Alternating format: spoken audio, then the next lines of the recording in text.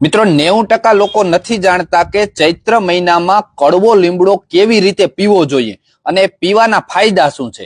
કડવો લીમડો છે ને મિત્રો 15 થી 20 દિવસ જો પીવામાં આવે ને તો એ લોહીનું શુદ્ધિકરણ કરી નાખે છે। આ સૌથી મોટો એનો ગુણ છે। લોહીને જો તમારે શુદ્ધ કરવું હોય ને તો આ પ્રયોગ અચૂક કરવો।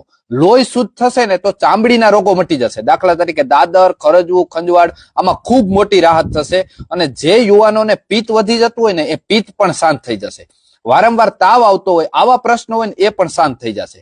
હવે વાત એ રહી તો ભાઈ તો કેવી રીતે પીવો જોઈએ, તો સાંજે 6 વાગ્યે એક મુઠ્ઠી ભરાય ને એટલા લીમડાના કુણા કુણા પાન ને ફૂલ, એક મુઠ્ઠીમાં કુણા કુણા પાન ને ફૂલ બે આવી જવું જોઈએ એટલું લઈ આવવાનું। ઘરે લઈ આવી 1 ગ્લાસ પાણીમાં આ બધું નાખી પલાળી અને ઢાંકીને મૂકી દેવાનું। સવારે જયારે ઉઠો ત્યારે ઈ જે પલાળેલી વસ્તુ ને એને થોડીક મસળી લેવાની, બરાબર, મસળી પછી ગાળી લેવાનું। ગાળી અને સવારમાં જ નરણા ઉઠા ભેરું એને પી જવાનું છે। પછી પીધા પછી 1 કલાક સુધી કોઈ પણ ખાવા પીવાનું નથી, બરાબર, આ એનો નિયમ છે।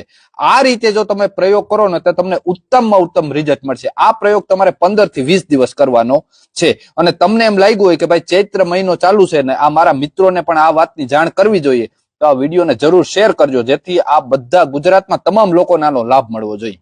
એટલી આશય સાથે જય આયુર્વેદ।